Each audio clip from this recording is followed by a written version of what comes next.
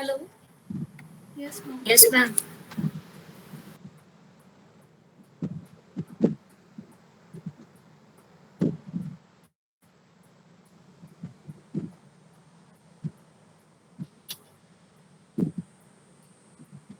Sir किसी का number है, कॉल करके पूछना।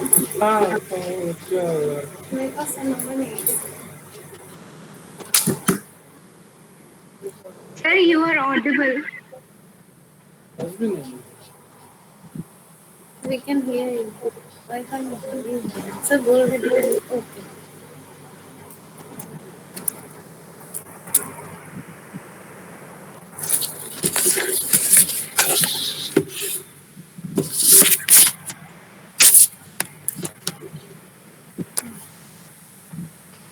Yes.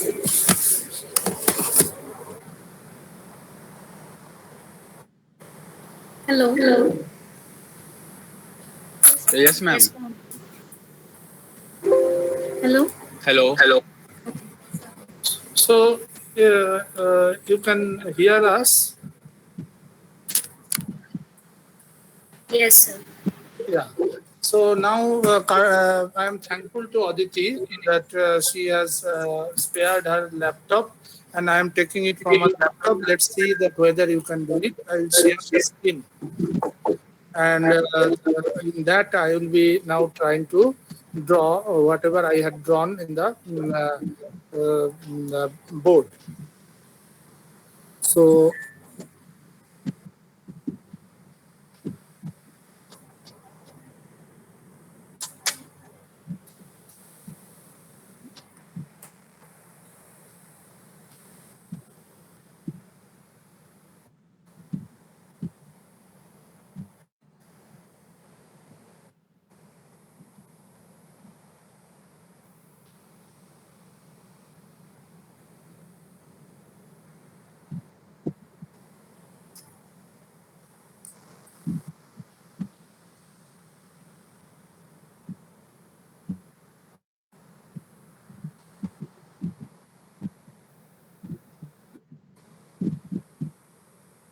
So what I have already discussed, this is the zone of infiltration.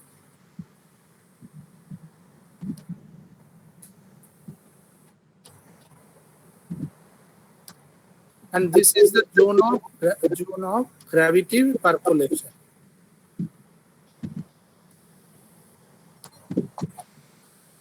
And combined with these two zones, that we call the Vedos zone.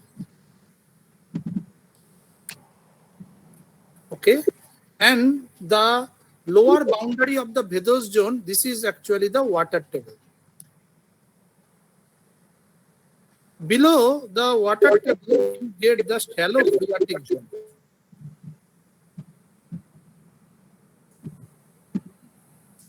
This is a mixing zone. And below that, you have the deep barrier. We also get a sea floor here. So what actually is being shown here is that what I am showing here, it is actually I am drawing a figure of unconfined reservoir, unconfined reservoir, unconfined reservoir.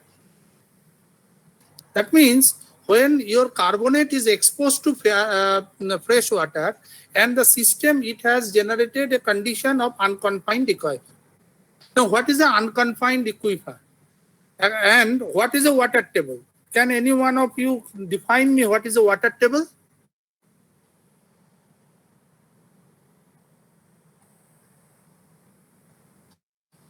Hello?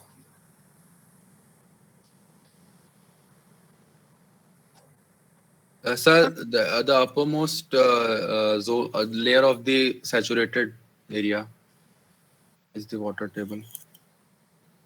Yes, that is a sort of definition, but that doesn't mean that anywhere, suppose I take some sand in a glass and make it saturated, which the top of that will be water table?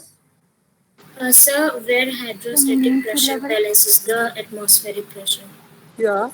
So when your hydrostatic pressure, that equals the atmospheric pressure. So that is the zone where your hydrostatic pressure and atmosphere. And when does it form? It only forms when you are in a unconfined aquifer. And unconfined aquifer with diffuse flow, diffuse flow.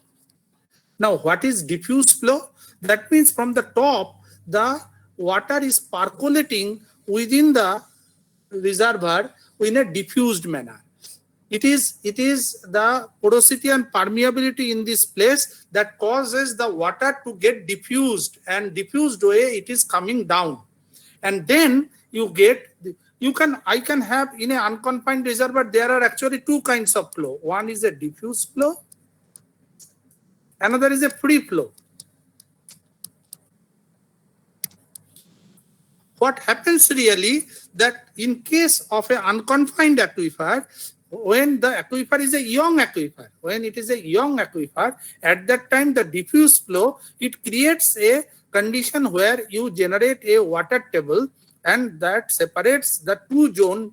Above it, the air and water that basically fill the pore space, and below that, the only water that fills the pore space. So above the water table, the vadose zone, there the air plus water that fills the pore space, and below the water table only water that fills the pore space. That is the fundamental difference.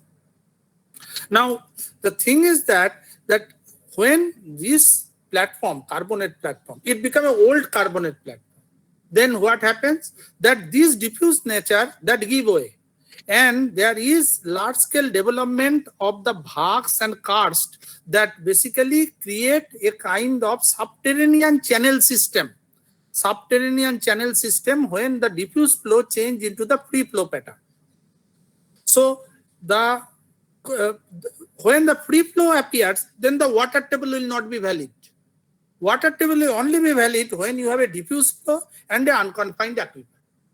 But if you have a subterranean channel, and that is basically controlling the flow of water in the subsurface, then the water table has no role to play. This is, so whatever we will be discussing in carbonate diagenesis, we will be basically considering that the carbonate is behaving as an aquifer, unconfined aquifer with a diffuse flow. And with the unconfined aquifer diffuse flow model, the entire meteoric diagenesis that we will be discussing. We will not discuss the free flow model because that will not cause the distinct difference between the vadose and the phreatic zone. And also, we will not be very clearly discussing the confined aquifer. Now, confined aquifer, what is a confined aquifer? When you call it a aquitard, that means it is not directly related to the atmosphere. What is a confined aquifer? A aquifer which has no direct contact with the atmosphere. It is cut from the atmosphere by means of any impermeable layer. That is what we call the aquitard. Now that kind of confined aquifer that is responsible for the invasion of the fresh water deep into the ocean up to the shelf. When sometimes we get the fresh water invasion up to the shelf, just because the entire system, it behaves as a confined aquifer, and you are not allowing the fresh water. It is entering the aquifer, but it cannot go out because of the presence of a aquitard, and it can move even up to the shelf. So now, what is the most important thing here to discuss? Now, in the zone of infiltration, what are the major processes I expect in the zone of infiltration? Here you get the plantation. And the most important thing here is the exchange of PCO2. That is the carbon dioxide, because this is the zone which is direct contact with the atmosphere, and any change in the carbon dioxide pressure that will mostly affect this zone. And this zone also, so this is a zone which will be affected by both dissolution and precipitation. This is a zone which will be basically the dissolution and precipitation. Then we will be discussing what kind of dissolution, how the dissolution will be controlled. We will be discussing how the precipitation will be controlled. All these things we will be discussing. Now, zone of gravity percolation. Here the water movement will be mostly vertical, so I will get the bhags that may be generated, karst may be generated, but they will be oriented vertically because the water movement is in the vertical orientation. Now once you reach the water table, below that the entire pore space is occupied by water. So there will be no effect of gravity now. Now only the pressure, that will be the hydrostatic pressure. So what was most effective in the top bathos layer? The gravity force was most effective. What is effective here below the water table is the hydrostatic pressure. That is effective. That means the pressure gradient between the continent and the oceanic side, the pressure gradient that will be generated, that will cause the flow of water in this zone, and accordingly the movement of water will be mostly horizontal, not vertical, because it is controlled by the hydrostatic pressure, and any pressure gradient that will be created from the continent to the ocean. So once you generate this, so the kind of bhag that you will be generating, that will be the horizontally oriented bhag, because of the movement of water in the horizontal direction. Now you see, it is a beautiful thing that in the zone of gravity percolation, I am getting bhags which are vertically oriented.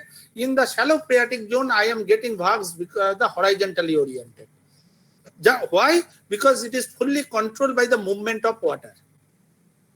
And these criteria, in many cases, in the ancient succession, that has been used to identify the paleo water table in the succession. The change in the bhag orientation, and change in the karst orientation, change in the cavity orientation. And that basically allow them to identify the paleo water table. Then we will discuss that what happens in this zone. Then another important is the mixing zone. What is a mixing zone? Here actually the fresh water is mixing with the high density, high salinity water of the deep subsurface. And this mixing of water, that is another major reason of the carbonate diagenesis. We will be discussing that how it is effective as the carbonate diagenetic agent. And a huge amount of change in the carbonate that basically happened because of the mixing of two types of water. And then finally, you get the deep burial when the carbonate is totally got buried. And then what are the factors that? So we will be discussing the meteoric, we will discussing the deep burial. So already we have discussed the seafloor diagenesis, and now I have introduced you to the meteoric diagenesis path. Okay.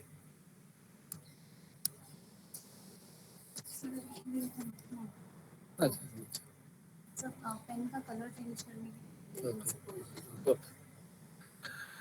Now, as we have seen, the meteoric diagenesis, and then what are the major things that happen in the meteoric diagenesis. What we have seen, that there is a bathos zone, there is a phreatic zone.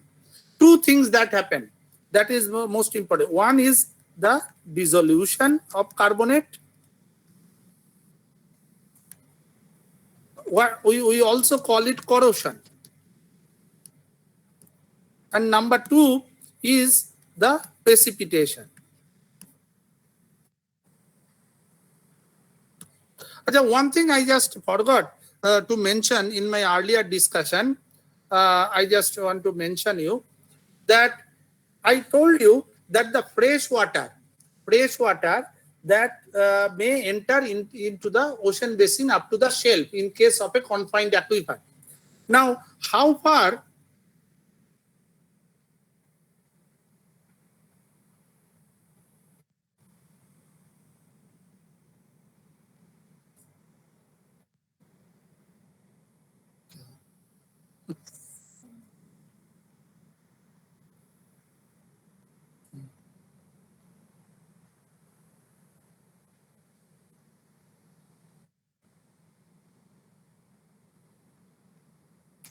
suppose I have an oceanic island.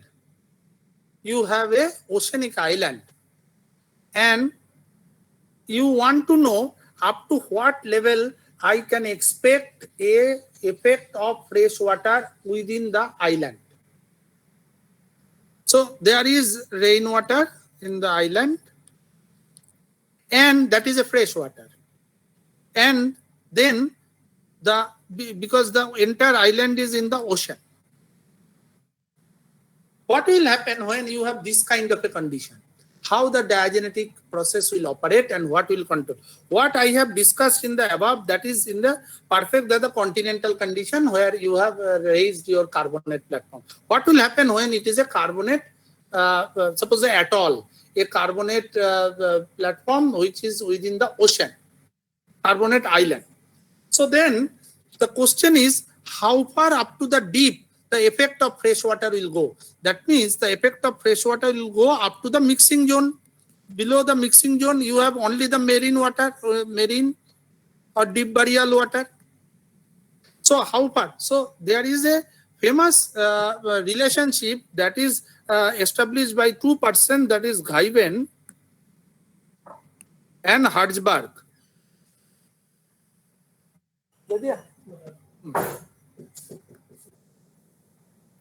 Guyven and Hertzberg, they actually established the relationship that how far I can expect the effect of the fresh water. What they said, if this is the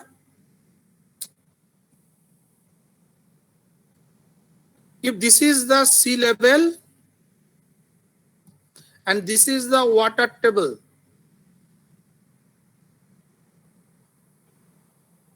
so what will happen, that if the distance between the sea level and the water table, that is D, then the distance between sea level up to which the freshwater effect can be seen, that will be 40 times D. 40 D. This is an empirical relation that they established by observing their relationship, that how up to what depth the freshwater effect can go in an oceanic island, which is a carbonate island. And what they found is that the effect will be 40 times the height of water table above the sea level. Is it okay? Is it clear? This is called Guyven-Hertzberg relation. Okay, now we come on to the meteoric effect, that is the dissolution, corrosion and precipitation. There are two types. One is a water controlled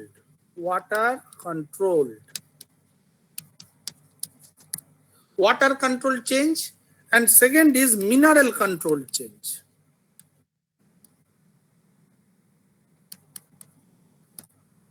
Water control change and mineral control change. Now, what is water control change and what is mineral control? First, we talk about the dissolution. Now, dissolution, it can be number one, simple dissolution. It can be biogenic dissolution. It can be mixing dissolution. And it can be hydrostatic dissolution.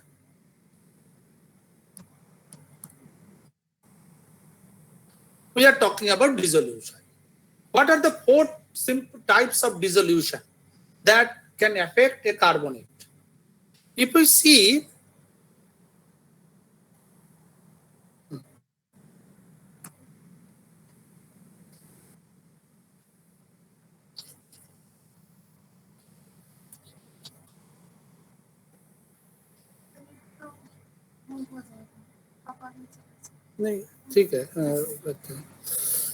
if we see what is the main equation?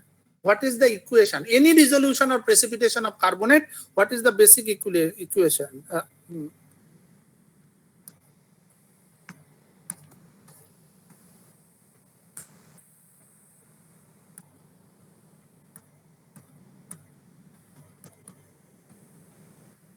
This is the basic equation.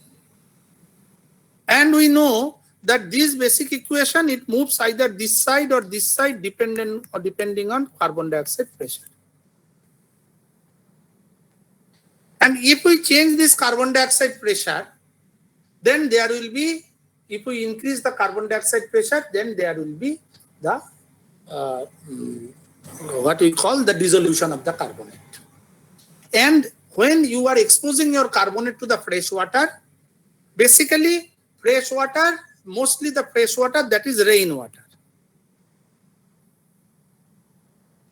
What is the about 0.3% by volume you get the CO2 in rainwater, which increases when the rainwater, it basically comes in the soil profile, and the plant litter decomposes and releases the different kinds of acid. The decomposition of plant litter, that causes different kinds of acid, and the release of the decomposition of the organic matter, that also release CO2. So that water which remains in the soil profile, there the percentage of CO2 that increases to 2 to 3% by volume, from 0.3 to 2 to 3%. It can go even up to the 20% by volume. Now, if in the profile, what I was discussing, here you have the dissolution, the zone of infiltration or zone of gravity percolation. Here you have dissolution because you are directly interacting with the atmosphere, and the atmosphere CO2 in terms of the rainwater, it is basically coming in contact with the carbonate here. It also reacts with the soil profile, the plant decomposition, and increase in the CO2 content, and that will cause the simple corrosion, which we call the simple corrosion by carbon dioxide pressure variation. This is a simple corrosion. Now, what happens that when this carbon dioxide, rather than the rainwater, it comes in the soil profile, and you increase the carbon dioxide pressure, that we call the biological corrosion. So one is directly the CO2, another is the decomposition of organic matter, release of CO2, and its incorporation in the water column, and then that water column's effect on the limestone. So that we call the biological corrosion. So both the things, what it will be basically doing, the corrosion, that it will dissolve the carbonate mineral. It will dissolve the carbonate mineral either in fabric selective manner or non-fabric selective manner.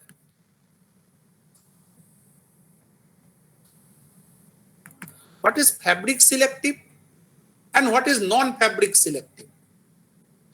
If I have in a carbonate, suppose I have void, I have the bioclast, I have pelloid, I have bioclast. Now, the dissolution is only dissolving the void.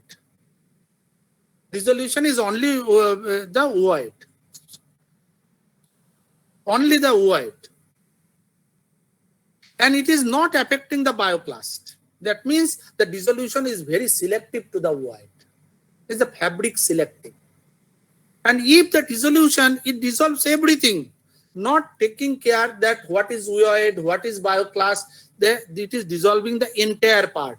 Then you call it a non-fabric selective. So the dissolution, it can be fabric selective, it can be non-fabric. We will discuss when it will be fabric selective, when it will be non-fabric selective. But dissolution happens in both the way. What we discussed till now, that one is the direct carbon dioxide pressure, that is controlling dissolution. Second, the decomposition of organic matter and the plant litter and is release of carbon dioxide, that is getting dissolved in water and causing the biological corrosion. Now will come the mixing corrosion.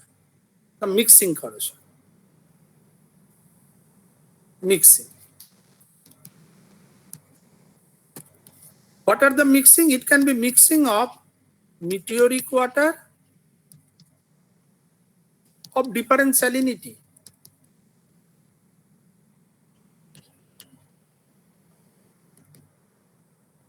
Number 2, it can be meteoric water with deep burial water.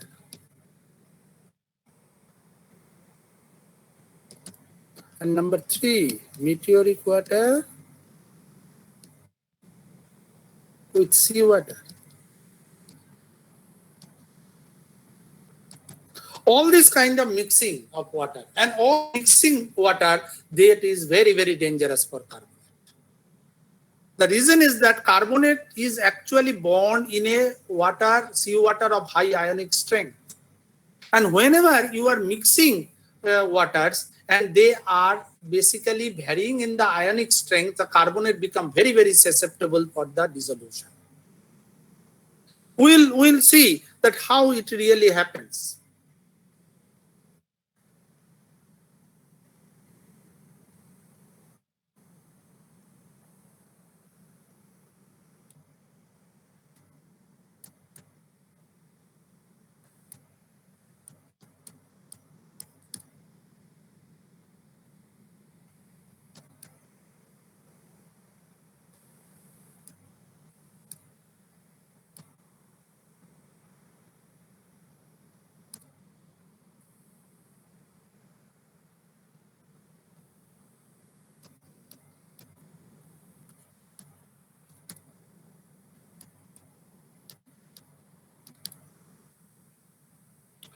This is a diagram of the carbon dioxide pressure and the calcium ion concentration. So this is the atmospheric carbon dioxide pressure and this is the calcium ion concentration. This is mole. So calcium ion concentration. So we know that at different carbon dioxide pressure, different calcium ion concentration, that becomes the water saturated. Because if you increase the carbon dioxide pressure, you require the more calcium carbonate to make the water saturated. Because carbon dioxide, when you are dissolving in water, water become more acidic and it will try to dissolve more carbonate. To make it saturated, you require more calcium in the water. So this is the line, this is the saturation line, depending on different carbon dioxide pressure. So it may be 5, 10, 15, 20. The atmospheric pressure, and this may be also 5, 10, 15, 20. Now, suppose I start with 2 water which are basically saturated, which is one has a composition A and falling on the line, and another is the composition B falling on the same line but at different position. 2 solutions, both are saturated at their respective carbon dioxide pressure and calcium concentration. And I take another, that is C, which is saturated at its the available CO2 concentration, and another, that is D, that is undersaturated with respect to the carbonate Ca concentration. Okay. So it takes some time. And there is D. So I have actually plotted four different composition solutions, A, B, C, and D. Now what will happen? That if I mix A and C, then the tie line goes like this. If I mix A and B, then the tie line goes like this. And if I mix A and D, then the tie line goes like this. This is the tie line. That means what is happening? That if you mix a saturated and oversaturated solution, then maximum portion of the tie line is in the oversaturated, but a little portion of the tie line still remain in the undersaturated. If you mix 2 saturated solution, the entire tie line remains in the undersaturated field.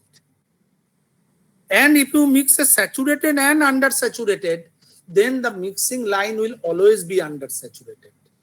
Even if you are using a saturated, that will have no effect because the mixing will always result in a undersaturated solution. That means that all the three types that I have discussed, in most of the times that it will result in an undersaturated solution.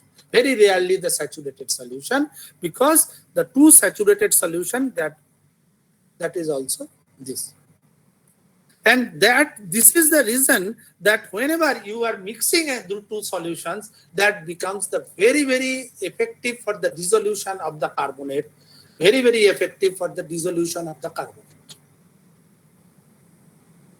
And the fourth, what I have discussed, that is the hydrostatic dissolution. Hydrostatic. Hello, are you people able to follow the discussion? Yes, sir. Okay. And then the hydrostatic. Now, what is hydrostatic? The hydrostatic is totally depending upon the pressure gradient. Pressure gradient.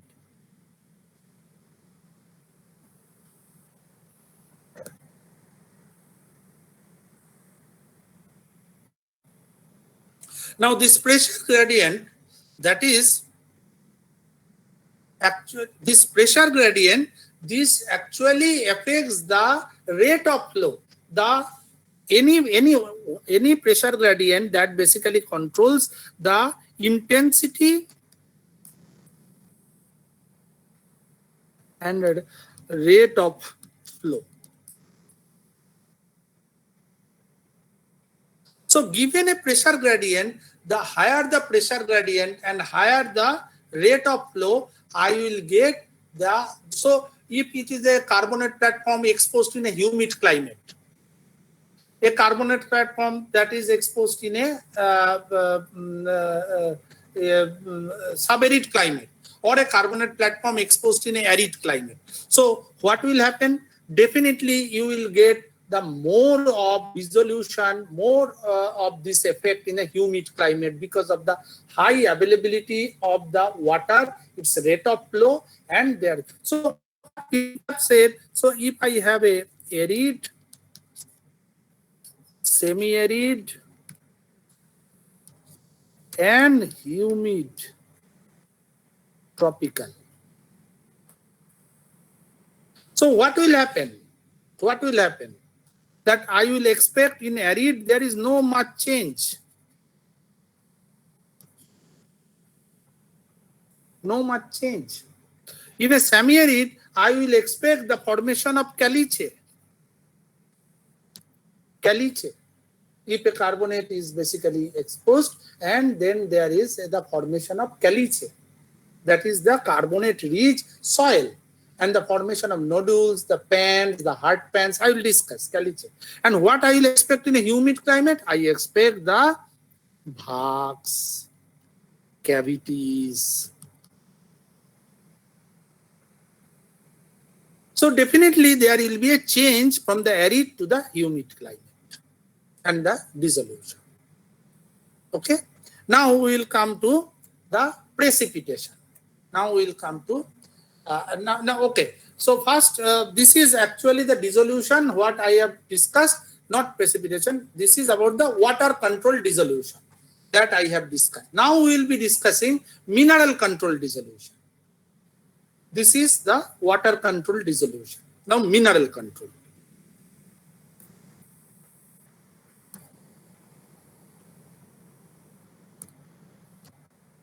Now what is mineral control dissolution? As you know, we have the low magnesium calcite, high magnesium calcite, and aragonite.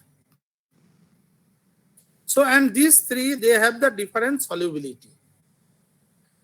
The solubility of aragonite is equivalent to high magnesium calcite with 12 mole% Mg. So if a high magnesium calcite, it has more than 12 mole% Mg, that will be more dissolvable than aragonite. And low magnesium calcite, it is the most stable mineral. This different character of different minerals, that also cause its solubility and the dissolution. What will happen? That in cases where the high Mg calcite, it will have more than 12 mole percent Mg, 12 mole percent Mg, that will be first affected by the dissolution. But with 12 mole percent Mg, the calcite and the aragonite, in these two, the aragonite will always try to be more dissolvable, and of course, if the Mg percent less than 12, aragonite is always more dissolvable. So it all depends upon that how the aragonite that will be changing. It will be depending upon the availability of water and the rate of water flow. What we see that if we have aragonite crystal, then it can go to dissolution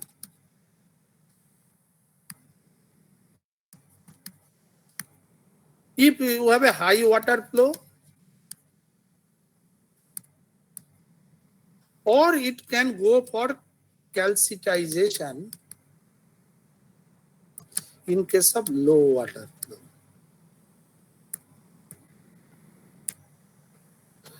In case of dissolution, you can have a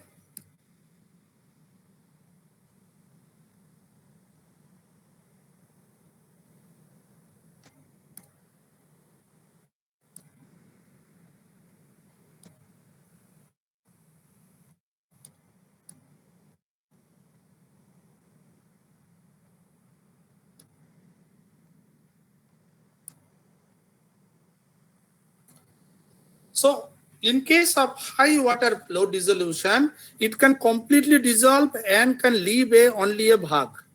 There is no internal structure preserved. The internal structure totally goes into dissolution.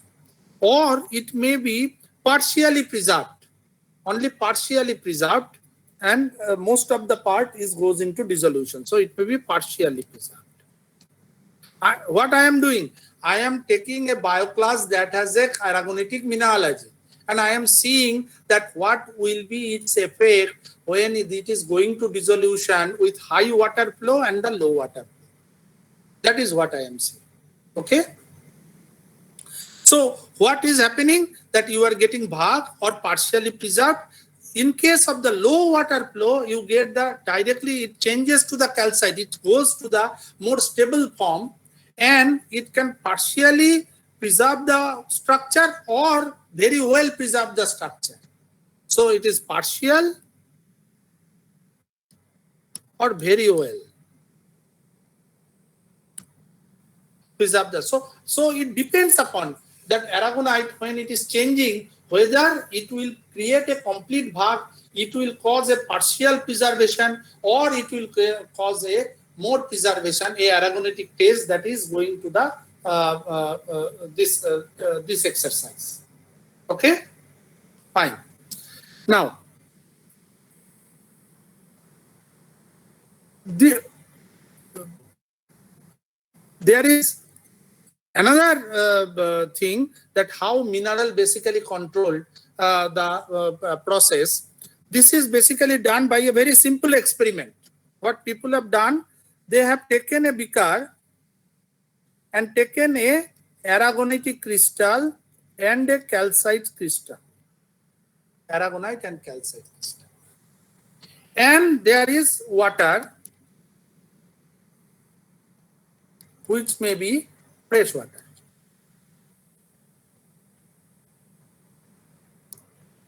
To see how these two crystals they behave, how they basically behave. What will happen? That initially both the crystals they will go into dissolution, because this water is not in equilibrium with either of the crystals. So both the crystals will start going into dissolution. Then what will happen after it goes into dissolution? You know, aragonite is more unstable. So aragonite is going dissolution at a faster rate than the calcite. And very quickly, the saturation level of calcite will be reached in the water. And aragonite is going to dissolution. So what aragonite will be basically, as it goes to dissolution, it will be releasing sodium, strontium, which normally is present in the aragonite structure. That will be released in the water because aragonite is going into dissolution. Calcite has now stopped its dissolution. It's now stopped its dissolution. After going to some amount of dissolution, it has now stopped its dissolution. And so two things happening. Number one, the calcite saturation reached and calcite stopped going into dissolution. But aragonite saturation has not yet reached. So aragonite still going into dissolution. Aragonite still going into dissolution. Still going into dissolution. And in the process, it is releasing sodium, strontium, these elements, barium, these elements which normally get accommodated in the aragonite structure because of its size of more than 1 angstrom. Now, what will happen? This sodium, as the aragonite is going into dissolution, so what will happen? This water with time become oversaturated with respect to calcite. Oversaturated with respect to calcite because its saturation to pehle hi aa gaya tha. Now aragonite is still going to dissolution, is supplying more calcium ion. So the water now become oversaturated with respect to calcite. Okay? As it becomes oversaturated and it gets a calcite nucleus, so it will start precipitating carbonate around that nucleus. Start precipitating this around the nucleus. So then the precipitation and cementation starts. So you see how one mineral is helping the precipitation of other mineral. That is why it is called a mineral control. One is going into dissolution and that is causing. Now, question is that this is now the precipitating in form of calcite. But the calcite structure cannot accommodate sodium, strontium. What aragonite is releasing. So what will happen that initially the calcite will start, as long as the sodium and strontium concentration in the water is not very high, the calcite will start precipitating. But as sodium and strontium, that will go on increasing in concentration with more and more dissolution of aragonite, then they will prevent the further precipitation of calcite. They will then try to enter into the calcium structure and not allowing the calcium to enter into the structure. So initially there will be some amount of precipitation of calcite, but with further increase in the sodium and strontium, then the calcite precipitation will be hindered. Okay? Now, this calcite, which is now precipitated because aragonite has gone into solution, and the calcite, which was originally present, how we now separate these two types of calcite? You understand? Now you have two types of calcite here. One is original calcite crystal, another is calcite precipitated because of dissolution of aragonite and reprecipitation of calcite. And this is there in the rock record. Meteoric diagenesis में ये चीज हो चुका है. This has happened in the rock record, and you are now entire rock is a calcitic rock. There is no aragonite at all, which maybe earlier it was aragonite, and in the meteoric diagenesis entire aragonite changed into calcite. But how can I now know that which one is the original calcite and which one is the reprecipitated calcite? The reprecipitated calcites are identified by their relatively high concentration of strontium, sodium, these elements,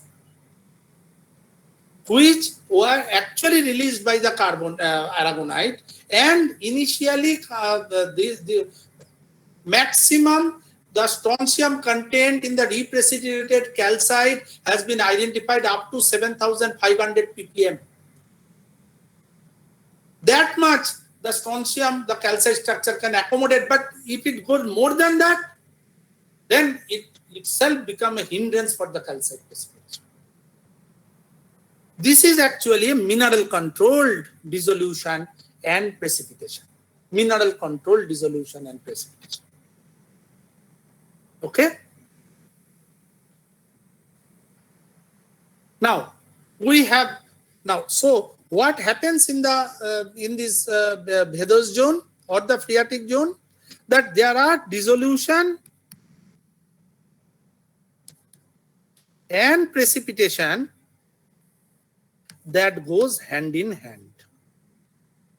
And in the process, what happens? The all unstable minerals, that is aragonite, high Mg calcite, they change to low Mg calcite.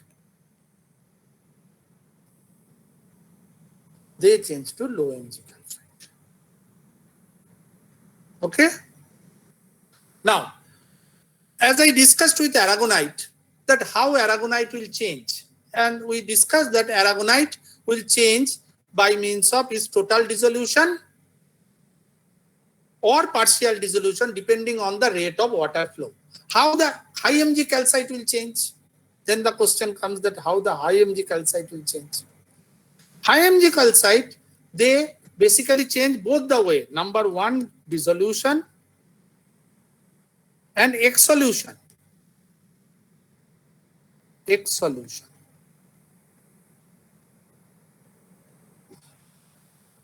Dissolution and exsolution. What happens really in a high Mg calcite test? What happens? There are zones of different magnesium content. So high Mg, then relatively low, then high. So this is how the zones in a high Mg calcite test, we get the zones of different MgCO3 amount. This high Mg zone, they may go to dissolution specifically, the low Mg portion not going to dissolution. Or what they do, that the low Mg, the high Mg crystal in the water interface, it can exsolve the Mg. The Mg from the crystal structure that goes out because it is in the, and that happens in a very thin film where the water is in contact with the high Mg calcite. Where this Mg will be accommodated? This Mg will form the crystals of dolomite,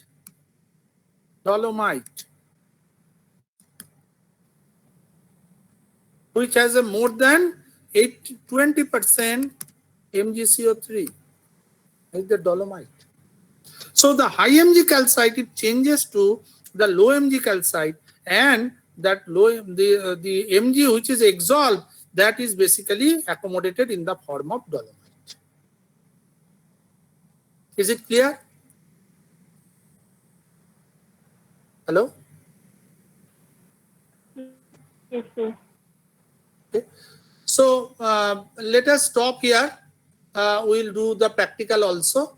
Tomorrow, पता नहीं कैसे class लूँगा, but I will try. कहीं से भी हो जाए.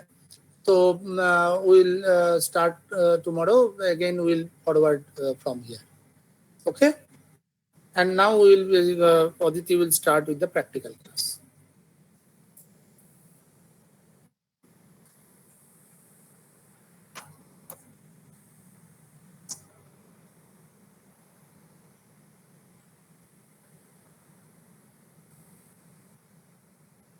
Yeah, no?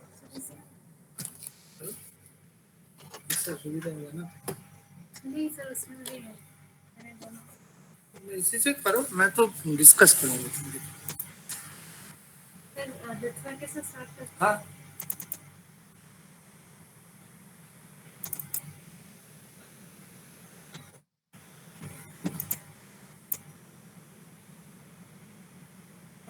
Is the screen visible to all? Yes, sir. So this is the Litvaki. Last time we didn't discuss the Litvaki petrography, and Um, Here, these are the lithoclast, and these are the quartz clast with this calcitic signature. Calcitic. And sometimes it is showing silica overgrowth also.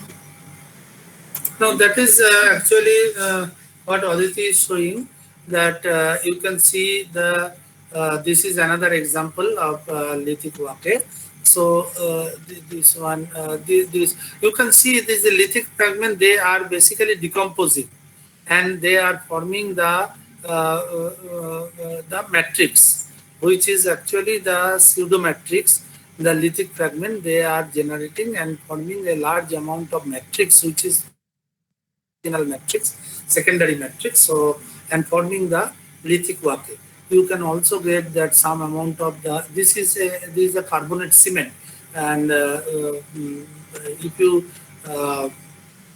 in the cross polar light they show the twinkling effect also. Twinkling effect. The higher order color in the PPL it shows the higher order color. And so it is a so if we measure the lithic fragment volume percentage of lithic fragment and the percentage of the matrix that is available, that shows that it is a lithic one.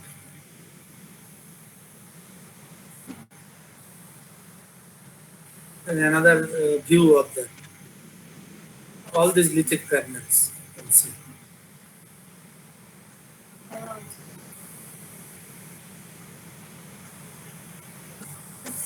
In some places, protein matrix is present, but that is very less. Very less. These are same, but you can here the matrix generation is very clear. All these higher order color material that you can see, these are formation of the secondary micas, the high order interference color. These are the alteration and of the clay and formation of the micas.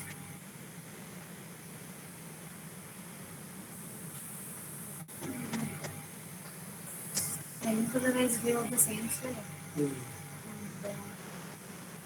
Again, the same. So this one. See, this is what is the matrix. You can see that this sometimes you look like that the classes are floating in the matrix. So matrix content is definitely more than 12%, and this is a clay and then the low grade metamorphosed clay. So that is basically, you can see the fine grain mica that is being generated. So this is a typical the wake. This one is also because of decomposition. Decomposition.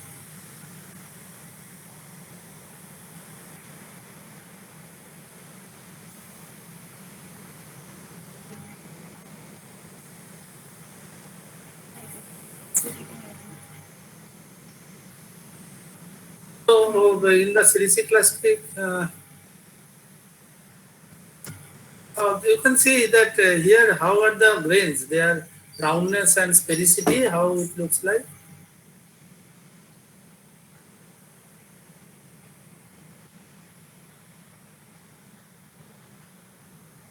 Hello? So bad. So yes. Hello? Yes, ma'am. The roundness sphericity कैसा है इसमें? So angular. Angular. So roundness is also poor, sphericity is also poor. The दोनों ही. And there are large amount of rock fragment. That means it is not a very recycled sediment, isn't it?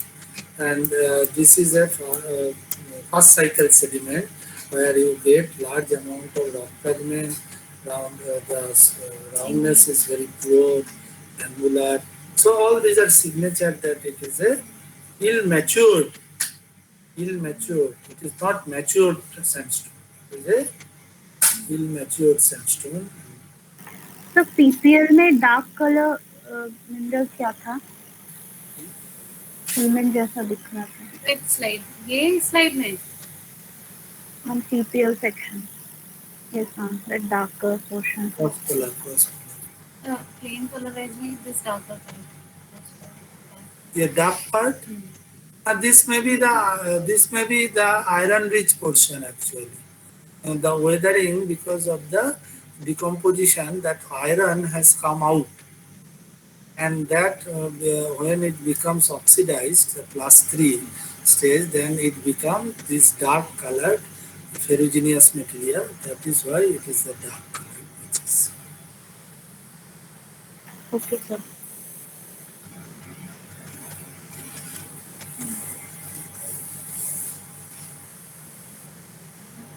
So in the siliciclastic, we have shown the quartz arenite, arkose, lead arenite, lead wake. All these varieties we have discussed, the different varieties. Now after this, we will start showing you carbonate. Now, so we have discussed that how to discuss a plastic rock. हम लोगों ने discuss किया that we talk about the fragmentary texture, then we talk about the sorting, the roundness, then the different minerals present, matrix, cement, and then we basically do the eye estimation of the different and then from the Petitjean classification we name them. So this is how a plastic rock is described. How a carbonate rock is described. As we discussed in the carbonate, there are two major components. One is the allochemical component, another is the orthochemical component. So whenever we will see a slide, we will first see what are the allochemical constituents, what are the orthochemical constituents. Now, what will be the texture of a carbonate rock? Carbonate rock का texture क्या है? सिलिसिक्लास्टिक का जैसे fragmentary बोलते हैं, carbonate का क्या बोलेंगे? कार्बोनेट फ्रेगमेंटरी टेक्सचर है.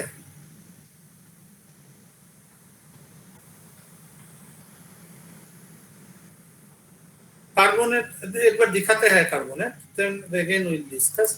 So that is the first step here.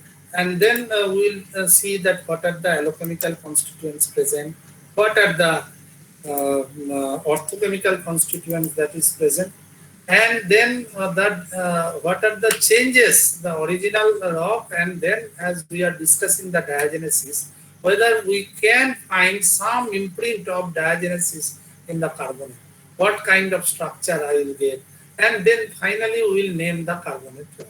Okay. So in carbonate, our aim will be number one, the texture, number two, the type of allochemical element, number three, the type of orthochemical element. Then the number four is the any kind of structure that will talk about the type of diagenesis the carbonate has gone through, and any particular carbonate texture that will talk about the different sorts of history sciences since the deposition of the carbonate that the carbonate has gone through. That and then finally naming the rock in terms of Fuchs classification, isn't it? We will not do it because we are seeing the microscopic picture, so we will be classifying it based on Fuchs classification. Okay? So this is our. So let us first start with.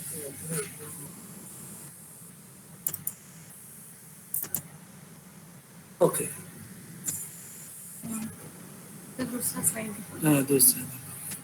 Okay. Okay. So this is a carbonate.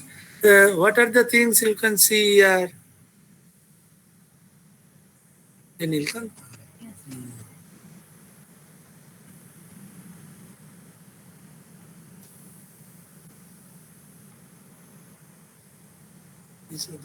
ये क्या है? What is this? बरो. बारो? नहीं, बारो ऐसे slide में कैसे आ जाएगा? बारो तो वर्टिकल होता है ना, तुम स्लाइड में बारो कैसे आ जाएगा? It is a bioclast. समझे? This is a bioclast. You can see below it also you have a bioclast. So oil, Then you have voids. Voids and you can see the voids में वो radial structure देख रहे हो? yes sir, internal structure. Internal radial structure. और क्या देख रहे हो? So the bigger one is So pellets, हाँ? pellets भी हैं क्या वो साइड में ओवल शेप के नीचे? नहीं नहीं, ये तो क्लास्टिक ग्रेन है, ये सब क्लास्टिक ग्रेन है. ये एंड ग्राउंड मास में क्या है? What is there in the ground mass? calcite. नहीं, कैल्साइट तुम कैसे बोल सकते हो? कैल्साइट तुम मिनरलोजी बोल रहे हो. एरागोनाइट क्या है? Ferrite. ना ना, सुनो, वो जो ग्राउंड मास में जो चीज है ना, उसको हम लोग बोलते हैं आइदर मिक्राइट और स्पेराइट. सैंडसाइज ग्रेन है या मड साइज ग्रेन है, इतना ही बोल सकते हो. सो ये इसमें तुमको क्या लग रहा है, ये सैंड साइज है या मड साइज है? ग्राउंड मास में जो ग्रेन है, ये सैंड साइज ग्रेन है या मड साइज है? तो मड साइज. मड नहीं, तुम मेरे को पूछ रहे हो कि आंसर देता है? तो दोनों मड साइज होगा, क्योंकि ये वाइड सैंड साइज है, तो बाकी वो तो मड साइज होना ही है. वाइड तो पेबल नहीं है ना, बोल्डर है. बोल्डर है क्या? So you have, and somewhere, suppose here it is sometimes there is a void, and you can see the ground mass, that is sometimes is a very microspar. Very rarely it is creating some microspar. Otherwise it is a micritic. Ground mass is micritic, and sometimes it is becoming microspar. And you can see the bioclast, you can see void, you can see the clastics. These are clastic grains. Clastic grains. Okay. So how I will be naming it?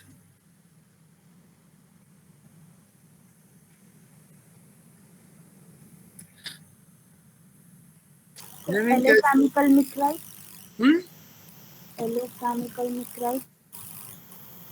एलोकेमिकल micrite नहीं, इसको हम लोग बोलेंगे that suppose because it is a carbonate rock, the plastics are as a contamination within it.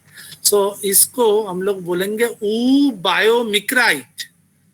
void है और बायोक्लास्ट है. बायोक्लास्ट is of higher proportion. So the U dash bio dash micrite, U biomicrite.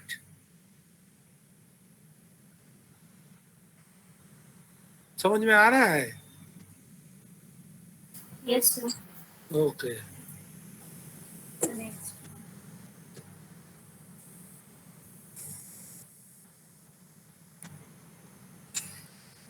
हाँ जी, ये क्या है? ये बताओ. इसको देखो, इसको देखो. ये क्या है बताओ तो?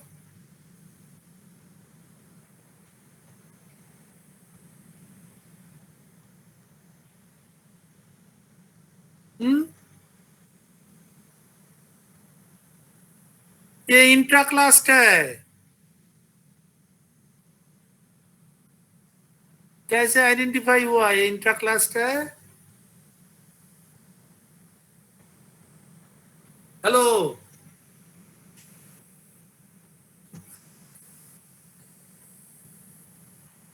Hello.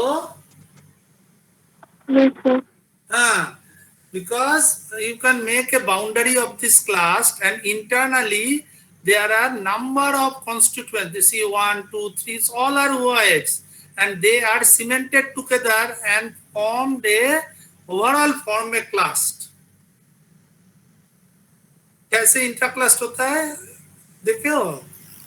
So without transportation, the diagenesis took place. ना, मैं वो नहीं कह रहा हूँ. इंट्राक्लास्ट within a basin ना, माइक्रोस्कोपिकली how we identify इंट्राक्लास्ट, उसमें concentrate करो. Just concentrate that how a interclast is identified under microscope. What criteria I am talking about? I am talking about it is a class made up of different components. That means they must have been solidified before and then got broken and came as a clast. Otherwise, so all these would have been separated from one another.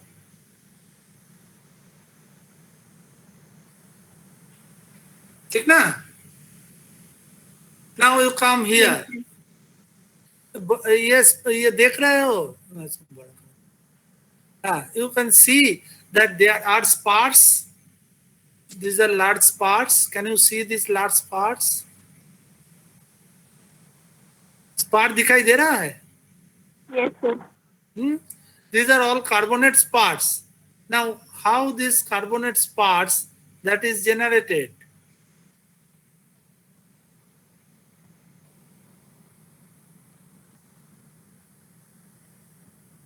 Unless there is a full-scale dissolution and oversaturation, this large-scale growth of carbonate spars is possible.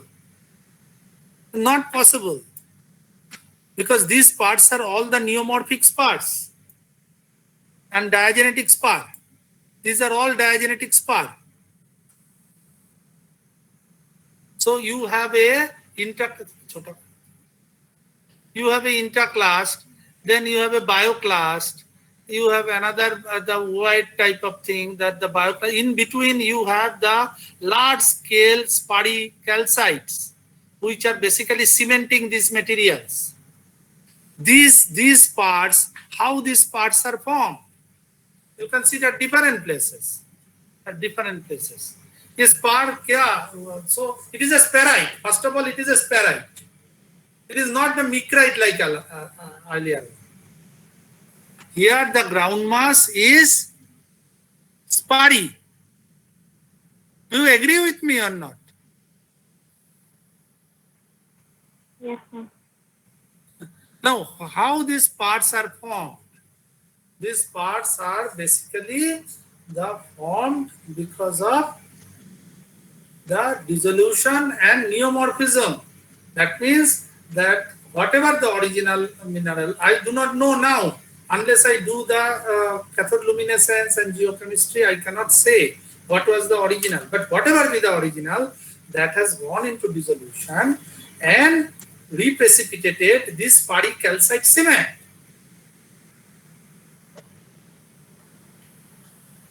Which are blocky.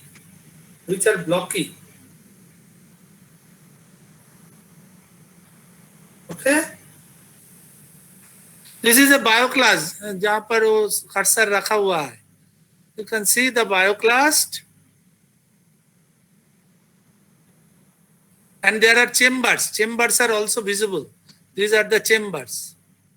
You can see the chambers, and that chambers are now filled with the micrite and small scale spar. Micrite and small scale spar, they are filling the chambers of the bioclast. Okay?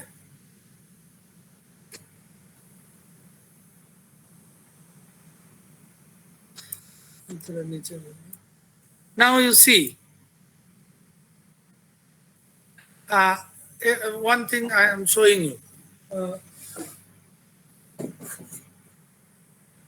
This is a allochemical constituent.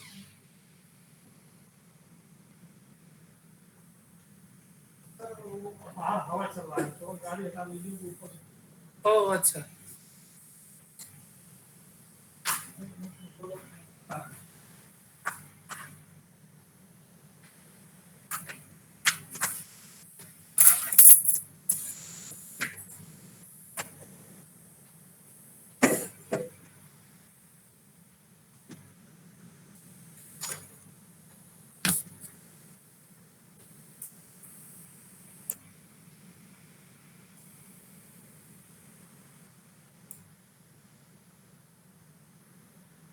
Hello?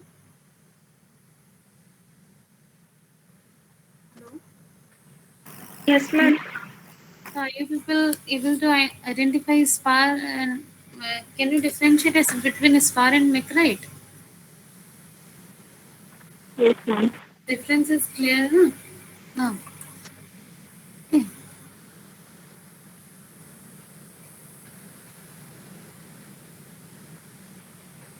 See, this is also a bioclast, but this is entirely replaced by calcite. Okay, this entire bioclast, and there are some radialoids. Oh, sorry, not concentricoids. Concentricoids पढ़ा है ना? Yes, ma'am.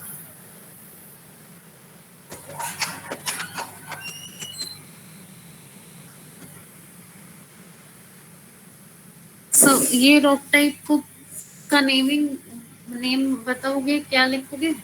What will be the name of this rock?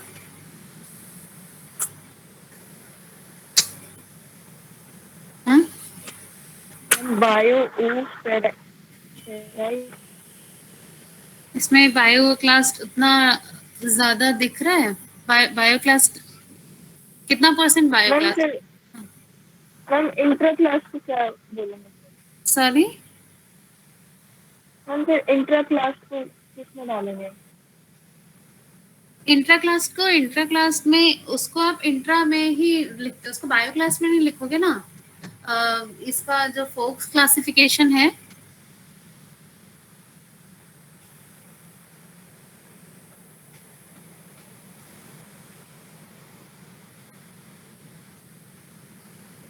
Intra class को intra ही लिखते हैं। जब आप उसका शॉर्ट लिखोगे ना, that will be intra. If it is intraclastic rich, it will be intra oospherite. Okay, okay ma'am. Hello.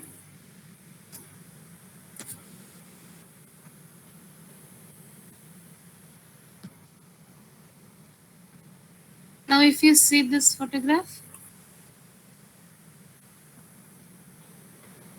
earlier was the enlarged view of the same this picture. Okay. Yes, so it is a ground mass may, if you see, it is spherite rich, and the second component which is dominating is oid. Sometimes it is concentric and radialoid, as you have seen earlier, है ना? देखो, this is not very clear, but you can see the imprints, a kind of radialoid. Huh. And it is the same picture. Now if you see this picture, इसका क्या property है? Can anyone explain? How does it look like?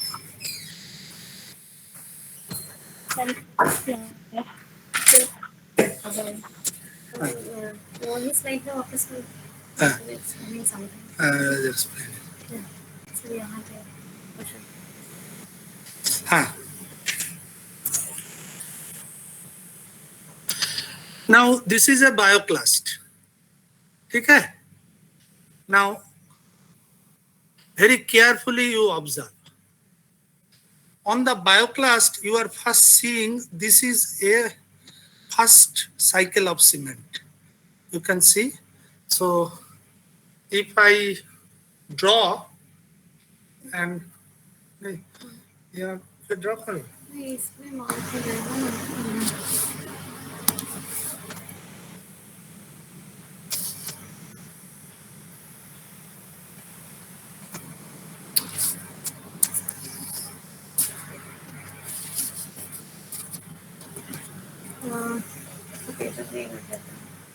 Paper में ही draw करते हैं.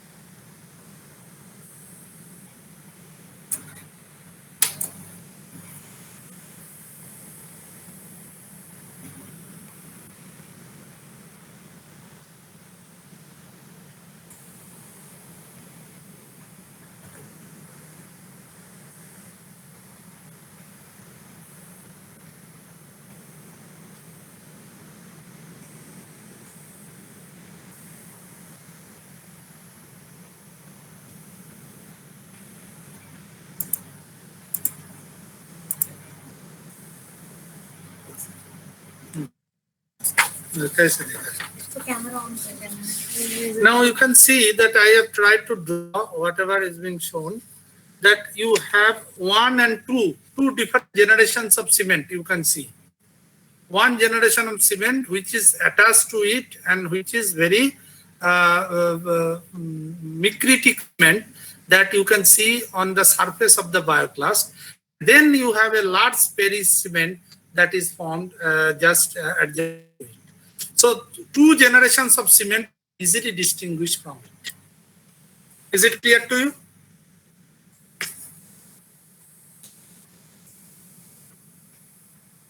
समझ में आ रहा है? सर पेपर एक बार फिर से दिखा दीजिए सर, क्लियर नहीं दिख पाया था। दिखाई दे रहा है? यस सर, अभी दिख रहा है। And the photograph is also visible.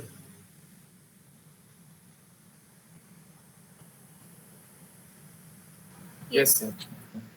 So you can match the how basically I will discuss tomorrow that how from this cement we also do cement stratigraphy, that at what stages the different carbonate that possible. So what you are seeing that if you see the bioclast on all sides of the bioclast, if you can see that from top to bottom, the all sides there is a micritization. There is a micrite formation on the totally the carbonate grain above that you have a micrite. This sort of thing that is basically is the reflection of the seep load trend. I discussed that day, the micrite layer, micritization that happens, and that possibly has saved this bioclast from its full dissolution. Why? The other parts have gone to dissolution, this bioclast has not gone to dissolution. Because it formed a early micritization, and that micrite possibly is a calcitic micrite. I am not very sure, I have to check it. But normally it is a low Mg calcium, and that micrite layer that possibly saved the bioclast from its further dissolution. But away from it, that there is no such armor and there are no such protective layer. So this portion got totally dissolution, and then the new parts that is formed during the diagenetic stage.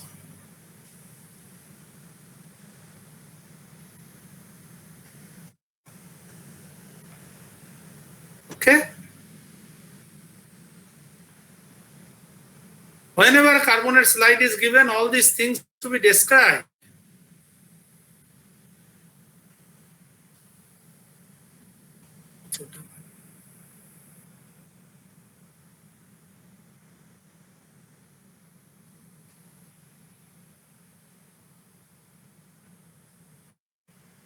Okay.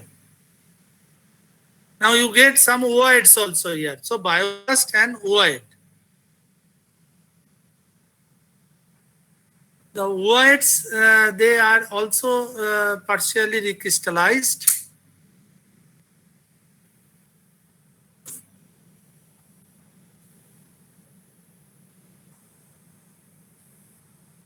Yeah, these are recrystallized. Sometimes what happens that से थोड़ा इसको यहाँ दिया दिखाओ इसको. Now you see that you have one allochem here, you have another allochem here. This allochem also has a micritic cement. This is also having a micritic cement. Now this portion, what you are getting large crystals of the calcite that is in between this. So the if we enlarge it further, you will see that the growth of cement here is perpendicular to the surface. But this is not perpendicular to the surface. This is more equant cement which is filling the space between the two allochems. So if I draw it,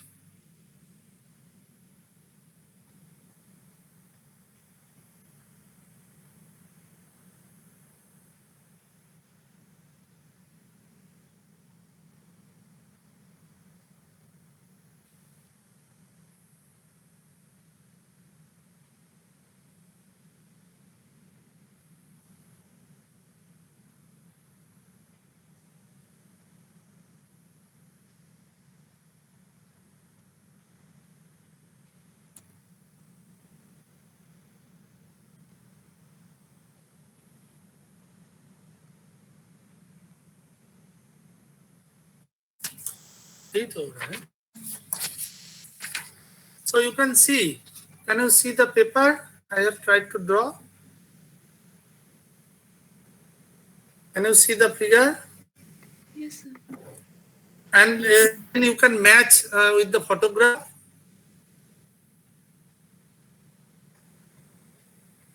You agree that this is what is happening? Yes, sir. This is called drowsy growth.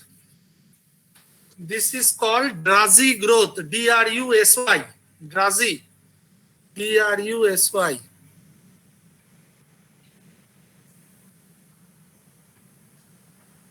Drowsy growth. A typical meteoric diagenetic product that as you go between two allochems, the interspace, as you go inside into the interspace, larger and fewer crystals, equal crystals that form rather than the boundary of the allochems.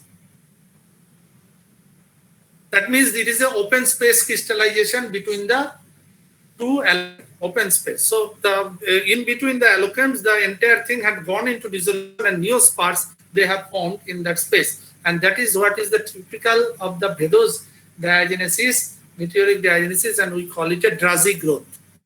You can check with the in the Google also the drowsy growth of carbonate.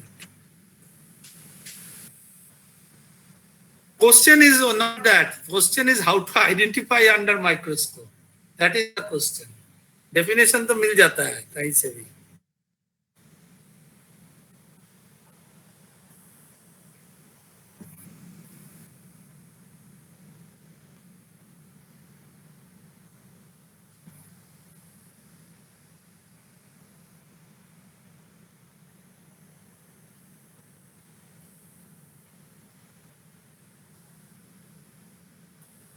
So how you name this rock?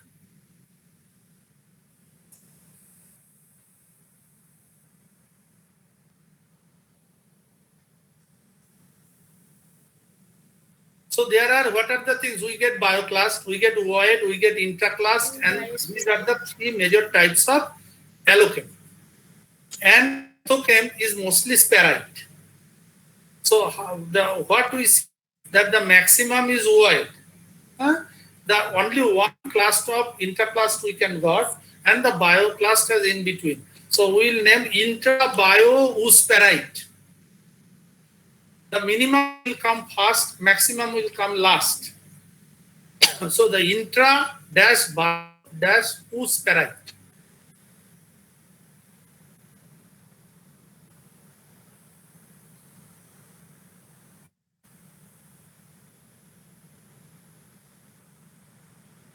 Now you can separate out the micrite and sparite.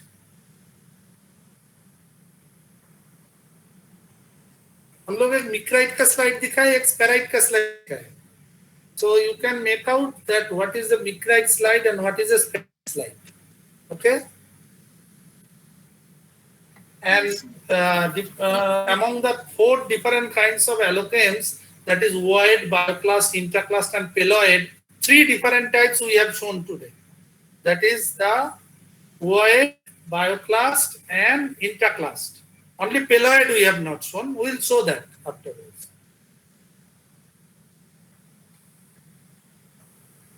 Question is that when you see the carbonate rock, you have to try to identify the history from its deposition. That how it has come to this shape now. By different dissolution precipitation stages. Right from seafloor to meteorite to deep burial.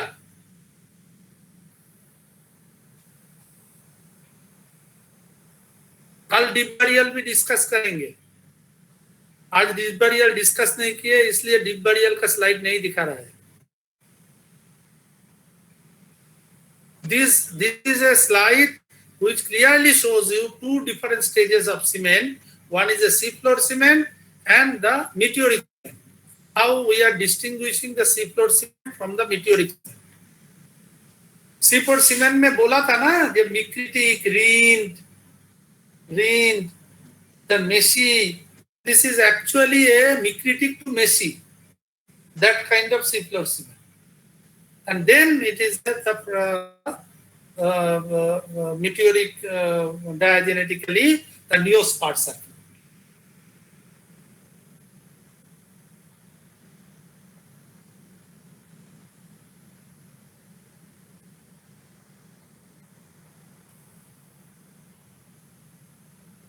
Okay, लोग उस पेराइट का वो micrite कुछ है, बस उसी दिखाता है.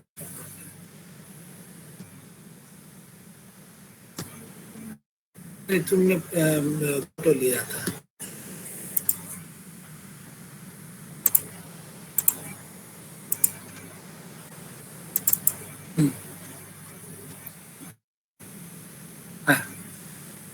Now what is this?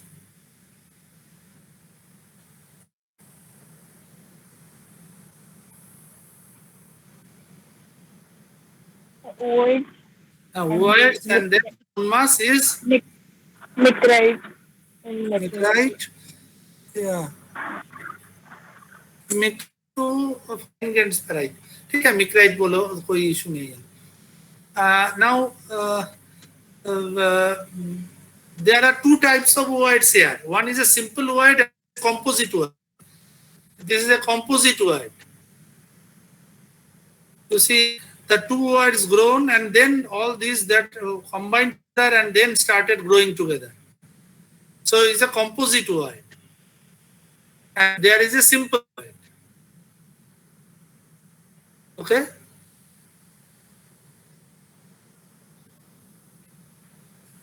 Now, if you see there is you can see this is a void, and then what are these on the all sides? What are this rim? What is this?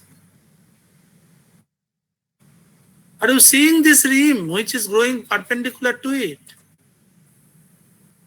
Yes, sir. क्या है ये? Cement है.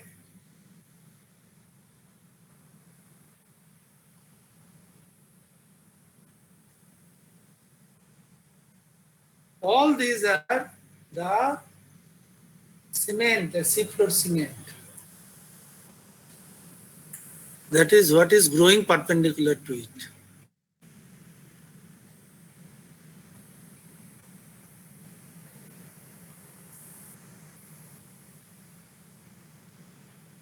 This is also a composite void, or you may, yes, it is a composite void.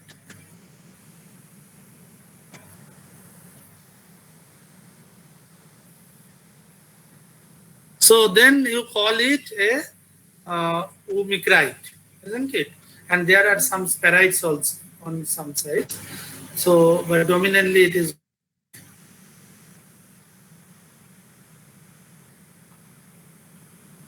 ठीक है, जो first दो slide हम लोग दिखाए आज, वही गूगल क्लासरूम में अपलोड होगा.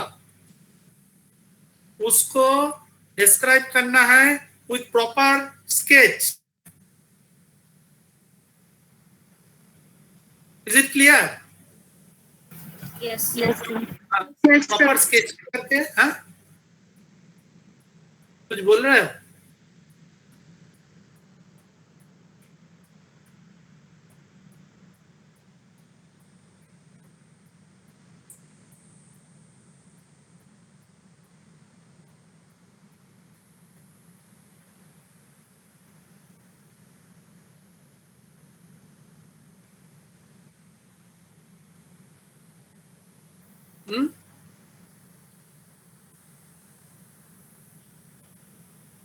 So you will be sketching it and describing it. Okay? Okay. Okay.